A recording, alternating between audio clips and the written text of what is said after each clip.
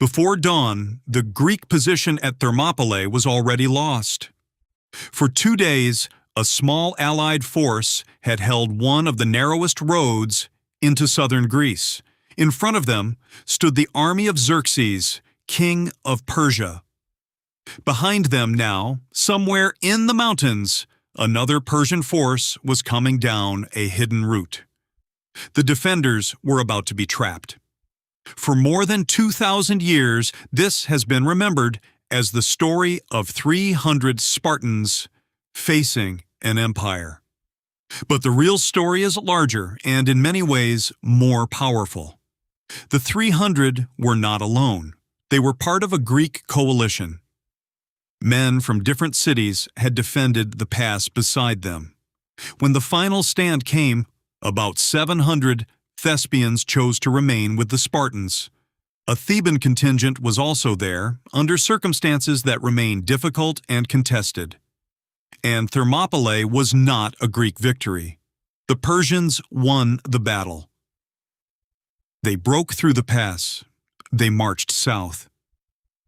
Yet the men at the hot gates created a story that outlived the empire that defeated them.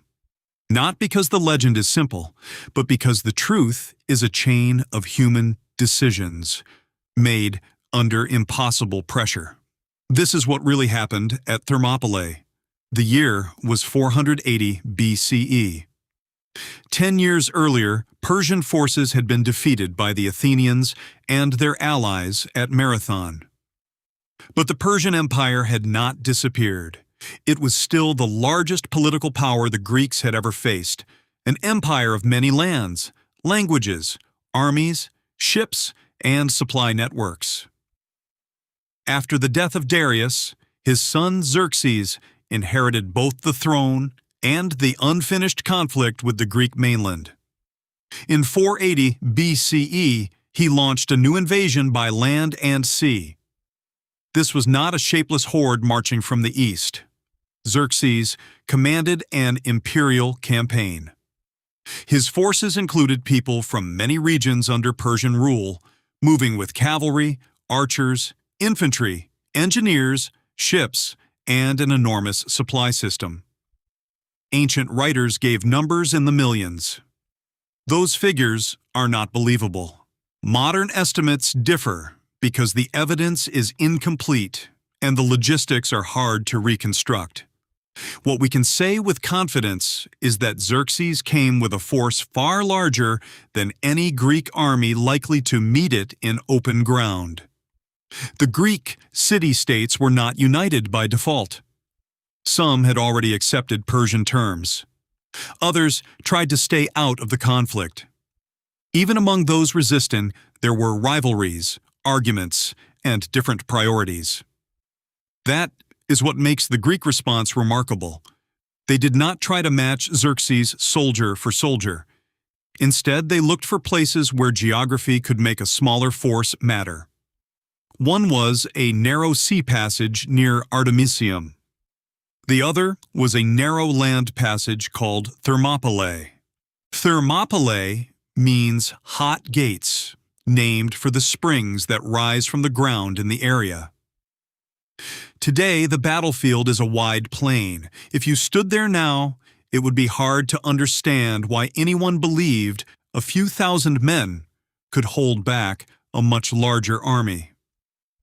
But the landscape of 480 BCE was different. The sea lay much closer to the mountains. In key places, the route south narrowed between steep slopes and the waters of the Malian Gulf. A huge army could not simply spread out and use all of its numbers. Cavalry could not easily sweep around the sides. Only a limited number of soldiers could fight at the front. The Greeks rebuilt an old wall near the pass and chose ground where the Persian army would have to come at them in a constricted space. This was not an isolated land battle. The plan had two parts. While Leonidas held Thermopylae, Greek ships waited at Artemisium, near the northern end of Euboea. If the pass stayed closed, the Persian land army could not move easily south. If the fleet held its waters, the Persians could not freely outflank the Greek position or support the invasion along the coast. Land and sea were tied together. If either position fell, the other would become much harder to hold. Leonidas was one of Sparta's 2 kings, but he did not arrive with only 300 men. Herodotus lists contingents from Sparta, Tegea, Mantinea, Corinth, Phocis, Locris, Thespiae, Thebes, and other Greek communities. The known contingents alone add up to roughly 7,000 defenders at the beginning, and Herodotus leaves the number of some local allies unspecified. The 300 Spartans were the most famous group. They were also a selected force, not the entire Spartan army. Herodotus says Leonidas chose men who had sons, a detail that later generations turned into part of the story's emotional weight. Sparta and other allies expected reinforcements. Religious festivals, including Sparta's Carnea, limited an immediate full mobilization. The force at Thermopylae was an advance guard sent to hold a position until a broader response could form. In other words, the battle was not originally planned as a mass suicide mission. The later last stand makes it feel inevitable. At the start, it was not. The defenders were heavily equipped hoplites. Their strength came from a formation of overlapping shields, long spears, helmets, body armor, and discipline. In the confined pass, that kind of fighting gave them a real advantage. The Persian side had advantages of its own: numbers, missiles, mobility, experience, and the ability to keep sending fresh troops forward. The question was whether those advantages could break a line in the narrowest part of the road. For a time, they could not. Herodotus tells a striking story from the days before the fighting. Xerxes sent a mounted scout toward the Greek camp. The scout saw Spartans outside the wall, some exercising, some combing their hair. He reported what he had seen to Xerxes. To the Persian king, it seemed absurd. A small force facing an army like his should have been preparing to flee. But a Greek exile in Xerxes' camp, Demaratus of Sparta, told him that the Spartans were preparing for battle in their own way. Whether every detail of that scene is exact is impossible to know. Herodotus wrote it down decades later, after Thermopylae had already become famous. But the episode captures the central misunderstanding of the campaign. Xerxes saw a small body of soldiers in the path of an empire. The Greeks saw a wall, a narrow road, and time. For 4 days, Xerxes waited. Perhaps he expected the defenders to retreat. Then he ordered the attack. On the first day, Persian troops advanced into the narrow approach. According to Herodotus, the Medes and Scythians attacked first. Later, Xerxes sent in an elite corps that Greek sources call the Immortals. The name did not mean they were supernatural. It referred to a unit whose stated strength was maintained by replacements. At Thermopylae, even an elite force had to fight in the same limited space as everyone else. The Greek line had longer spears, large shields, and a narrow front to defend. Herodotus says the defenders used tactical movements, including feigned withdrawals, to draw attackers forward before turning back on them. He also says the Persians could not make use of their full numbers in the confined terrain. This does not mean that the Greeks were invincible or that the Persians were foolish. It means the ground had done exactly what the Greek commanders hoped it would do. The first day ended without a breakthrough. The next day, the attacks resumed. The Greek contingents could take turns in the line, while the Phocians remained posted in the mountains to guard the alternate route around the pass. Again, the Persian attacks failed to force the narrow gateway. For 2 days, a much smaller army made a far larger one stop. But Thermopylae had never been a perfect fortress. There was another way through the mountains. The Greek commanders knew the route existed. That is why Leonidas had stationed a force of Phocians on the mountain path. But knowing a danger exists is not the same as being able to control it. According to Herodotus, a local man named Ephialtes went to Xerxes and revealed the route, often called the Thermopylae path. Herodotus acknowledges that other names circulated in later stories, but he identifies Ephialtes as the man responsible. Xerxes acted quickly. He sent a Persian detachment under Hydarnes into the mountains at night. They marched for hours, climbing through wooded ground, while the main Greek force still held the pass below. At dawn, the Phocian guards heard them coming. Herodotus describes the sound of feet moving through fallen leaves in the stillness. The Phocians armed themselves, believing they were the target. But the Persian force did not stop to destroy them. It pushed past them and continued down toward the Greek rear. The pass had been outflanked. Warnings began to reach Leonidas, first from a seer in the camp, then from deserters, and finally from watchers running down from the heights. At this point, the familiar legend becomes more complicated. The Greek allies held a council. Herodotus says there were disagreements. Some wanted to stay, others wanted to leave. He also reports that Leonidas may have sent the allies away to save their lives while keeping the Spartans at the post they had come to defend. We cannot know every motive in that final decision. What we know is that most of the Greek force withdrew, and that withdrawal was not cowardice.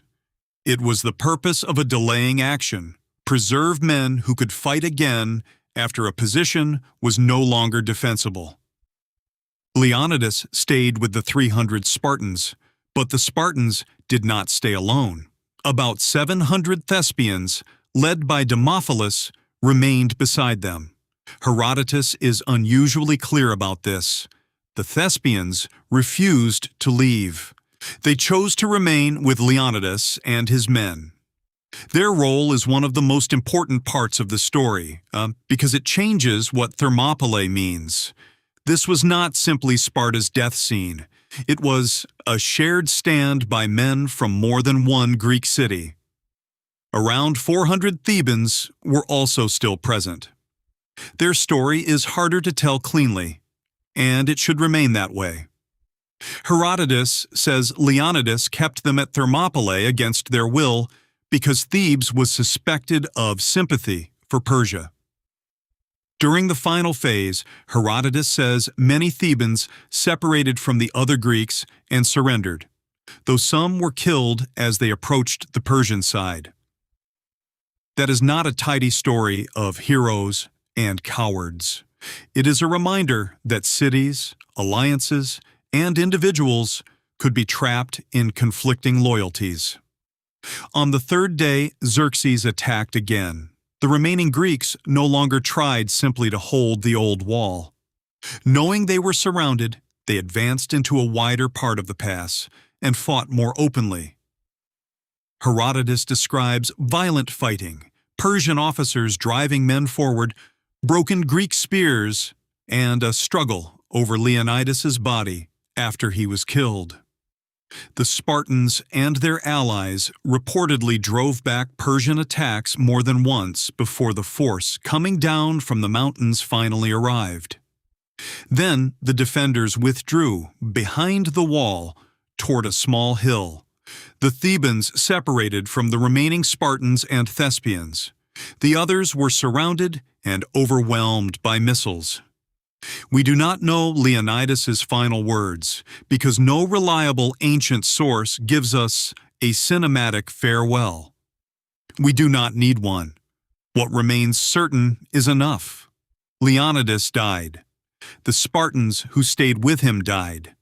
The Thespians, who chose to remain, died. The pass fell to Xerxes. The Persian victory opened the road south. When news reached the Greek fleet at Artemisium, it withdrew. The two-part Greek defense could no longer hold together. Xerxes' forces moved into central Greece. Athens was evacuated, then occupied and burned.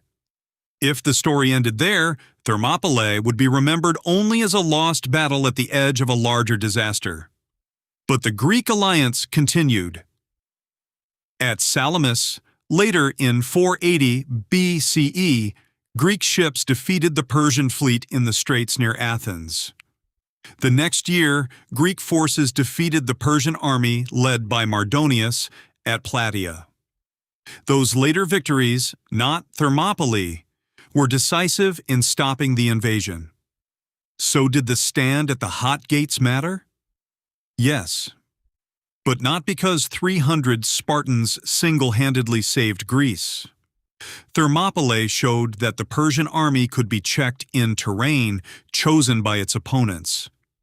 It allowed much of the Greek force to withdraw rather than be destroyed. It remained part of the wider land and sea strategy that brought the Greeks to the battles still ahead. Its exact military value is difficult to measure. Its moral and political value was much easier to see. The battlefield was marked by memorials. Herodotus preserves the famous Spartan epitaph, commonly translated as, "Go tell the Spartans that here we lie." The line became the perfect expression of Spartan obedience and sacrifice. But it also helped narrow the memory of Thermopylae until the 300 seemed to eclipse everyone else. The fuller history does not take courage away from the Spartans. It gives courage back to the others, to the Thespians, who chose not to leave, to the Phocians, who guarded the mountain route until they were surprised and bypassed, to the unnamed soldiers from many cities who held the pass through the first 2 days, then withdrew to places that would remain part of the war, and even to the people on the Persian side, whose lives were also placed inside the machinery of an empire and a king's campaign. Thermopylae is not powerful because it gives us a perfect myth of 300 flawless warriors. It is powerful because a coalition faced a much larger invasion, used the ground as intelligently as it could, and then confronted the terrible moment when strategy ran out of room. The final stand was real. The sacrifice was real. But so was the larger story around it. The 300 Spartans deserve to be remembered. They should never be remembered alone. This is Chronicles Unearthed.